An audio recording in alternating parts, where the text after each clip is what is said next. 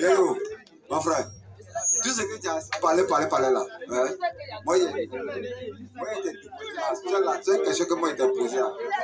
Première église sur la terre, tu n'as pas donné le nom de l'église. Et puis de 1 là, moi là, je suis l'enfant de pasteur. Et puis de 2 là, moi, je vous dis que l'Assemblée de Dieu, ce n'est pas église. Catholique, ce n'est pas église. Pourquoi? Pourquoi votre église là, c'est quel nom? Faut lui Matthieu 16 on a lu la frère. Non. Votre église là, c'est quel nom? Donnez-moi le Faut écouter. L'église 16, 18. Attends. Matthieu 16, 18. Faut prendre lui son micro.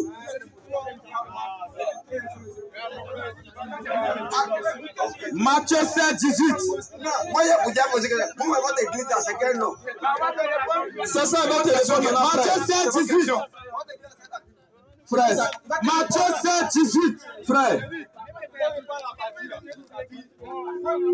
Frère. Matthieu 16, 18. Écoute-moi. Ton papa est pasteur. Ça ne veut rien dire. Ça ne sauve pas. Écoute-moi ici. Écoute-moi. Frère, pardonnez, calmez-vous. N'amenez pas les désordres. Pardonnez. Les gens sont concentrés. Ils veulent écouter. Les gens veulent écouter. Pardonnez. Non. Le problème, lui ne croit pas d'abord ce qu'on dit.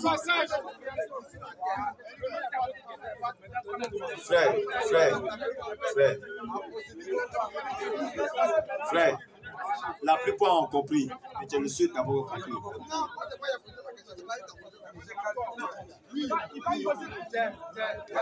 On a compris la question. Après le pasteur, passage.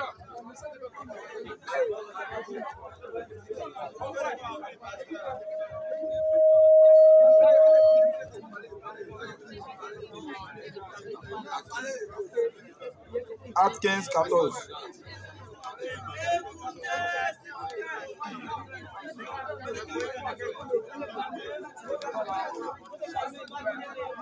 Acte 15, verset 14.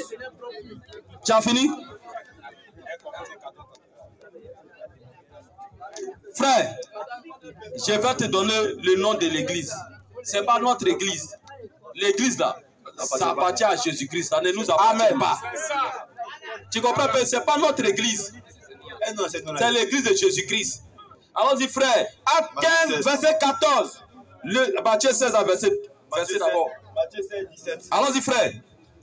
Jésus reprenait la parole. Jésus reprenait la parole. Lui dit à Pierre, tu es heureux. Tu es heureux. Simon, fils de Jonas. Simon, fils de Jonas. Car ce ne sont pas la chair. Ce ne sont pas la chair et le sang qui t'ont révélé cela. C'est mon Père. C'est mon Père qui est dans les cieux. Qui est dans les cieux. Et moi, je te dis que tu es Pierre. Je te dis que tu es Pierre. Que sur cette pierre. Et que sur cette pierre-là, je bâtirai mon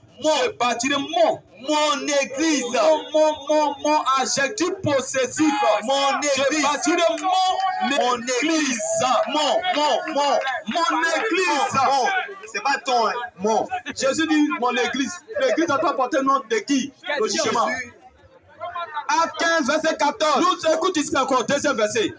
Acte 15, verset 14. Acte 15, verset 14. Simon a raconté comment Dieu a d'abord jeté les regards sur les nations. Comment Dieu a jeté les regards sur les nations pour choisir du milieu d'elles. Un peuple qui portait son nom. Un peuple qui portait son nom. Un peuple qui portait son nom. Son nom là c'est quoi? C'est Jésus-Christ.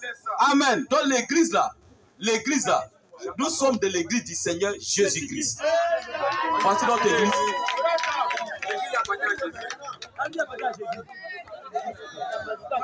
Jean 14. Frère, écoute-moi. Je vais te lire encore un deuxième verset. Là, si tu n'as pas compris, c'est qu'on ne peut rien faire pour toi. Frère, il faut prendre Éphésiens 4. Éphésiens 4. Frère, je vais te regarder ici, écoute ici.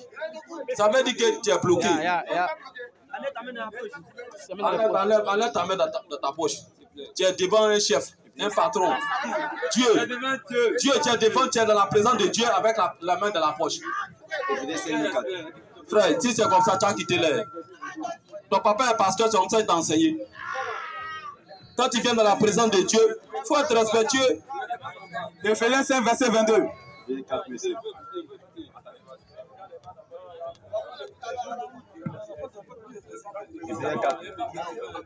Éphésiens, allons-y. Éphésiens 5, 22. Éphésiens, allons-y, frère. Femmes, soyez soumises à vos maris.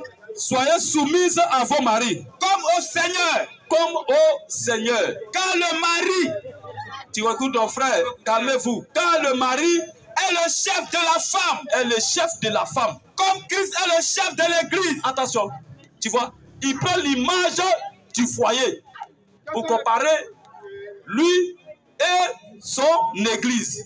Tu comprends? Il dit, femmes, soyez soumises à vos maris, de même que l'église est soumise à Christ. Tu comprends? Donc l'image du foyer est l'image de Christ et son église. Tu comprends? Allons-y, frère. Qui est son corps? Qui est son corps? Et donc, il est le sauveur. Tu comprends?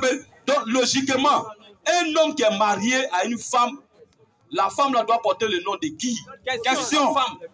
De son mari, plutôt, la femme doit porter le nom de son mari. De son mari. C'est ça. Or, tu comprends? Alors, si l'église est l'épouse de Jésus-Christ, l'église doit porter le nom de qui? Question. Faut répondre. Tu comprends? L'église doit porter le nom de Jésus-Christ.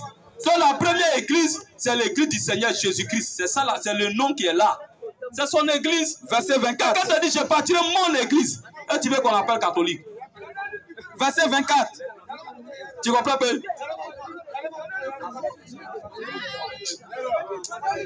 On va quitter. Au suivant. Au verset 24.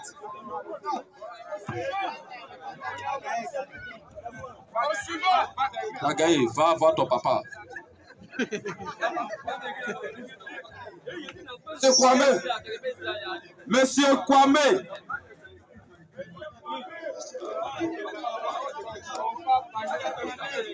Monsieur Kwame. Monsieur Kwame. Monsieur Zadi. Monsieur Zadi.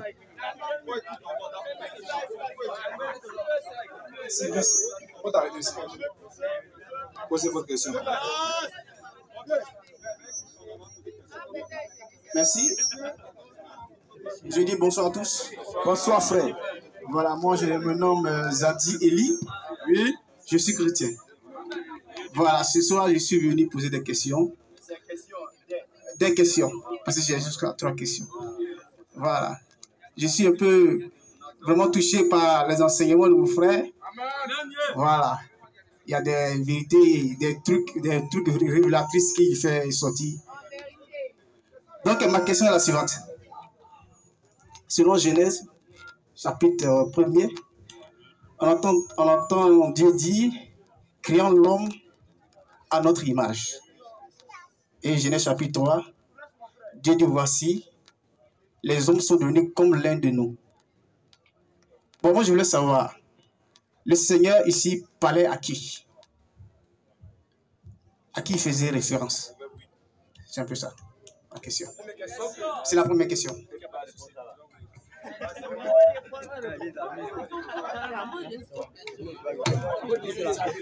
Ouvert 8. Ok, frère. L'homme est devenu l'un de nous. Allons-y, frère. Genèse 1, verset 6. Lis son verset qu'il a dit. Genèse 1, verset 6 d'abord. Genèse 1, verset 26 et puis Genèse 3 là. Ok. Allons-y, frère. Genèse 1, verset 26. Allons-y, frère. Puis Dieu dit, faisons l'homme à notre image. À notre image. Selon notre ressemblance. Selon notre ressemblance. Et qu'il domine. Écoute d'abord très bien. Je vais te dire à qui Dieu parlait. Mais écoute d'abord, Dieu dit faisons l'homme à notre image. Selon notre ressemblance. Oh, selon Jean 4, verset 20. Dieu est esprit. Esprit. Dieu est esprit. Tu vois un peu? Dieu est esprit. Donc l'homme qui l'a fait là, l'homme est d'abord esprit. Esprit. C'est ça. C'est un esprit. Alors que tu vas voir que quand Dieu était là, ces anges étaient déjà là. Est-ce que tu... Question. Tu comprends pas? Est-ce que ces gens-là, ces anges-là, est-ce que tu les vois? Tu ne les vois pas. Tu comprends pas, non? Ce sont aussi des esprits. Faisons l'homme à notre image. Cela ne veut pas dire que c'est eux tous qui ont créé. La suite du verset nous dit, allons-y frère. Puis Dieu dit, faisons l'homme à notre image. Allons-y frère. Allons-y frère. Puis Dieu dit, faisons l'homme à notre image, selon notre ressemblance, et qu'il domine sur les poissons de la mer, sur les oiseaux du ciel, sur le bétail, sur toute la terre, et sur tous les reptiles. Allons-y frère. Allons-y, continuez le texte. Dieu créa l'homme. Attention. Là-bas, Dieu dit, faisons l'homme à notre image. On vient à la suite, on dit, Dieu créa l'homme. Oh, là-bas, il a parlé du pluriel, comme il a parlé à plusieurs personnes. Mais quand il lit la suite du verset, on dit, Dieu créa l'homme. Donc, c'est lui seul qui a créé. Si c'était beaucoup, on allait dire, Dieu créait. Ça, ils allaient conjuguer ça au pluriel. Mais on dit, Dieu créa l'homme. Tu vois un peu, non? Tu comprends? Écoute très voilà. bien. Donc, ça veut dire, quand Dieu parlait là, il y avait déjà les anges qui étaient là. Ce sont des esprits. Ils étaient déjà là. Ce sont des esprits. Tu comprends un peu, non?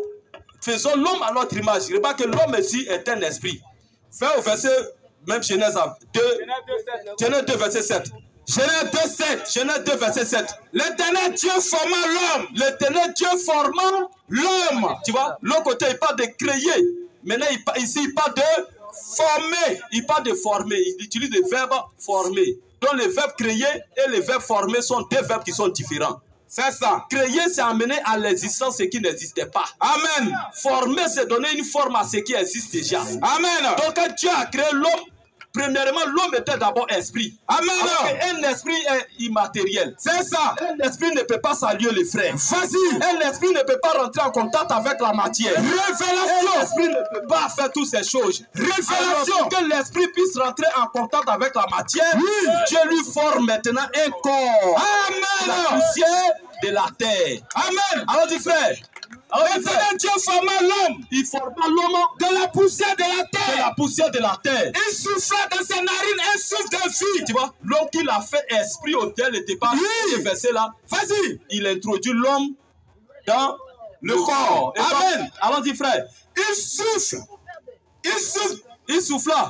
Il souffla dans ses narines. Dans ses narines.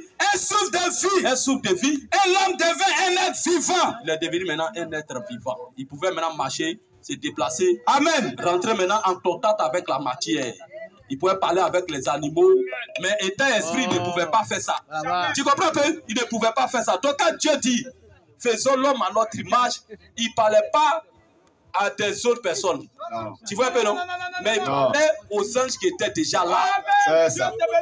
Aux esprits qui étaient déjà là. C'est des anges. Tu vois un peu, non? C'est à ceux-là qui parlaient. À sa théophanie. Tu comprends? Non, ça, on ne peut pas lancer. Quand il va rentrer, ici, il rentre dans le corps, on va lancer ce genre de mystère. Donc, on ne s'en va comme ça. Tu comprends, mes frères? Oui. Il y a ça que tu as déjà compris. Tu as déjà compris, non? C'est clair. Ta question.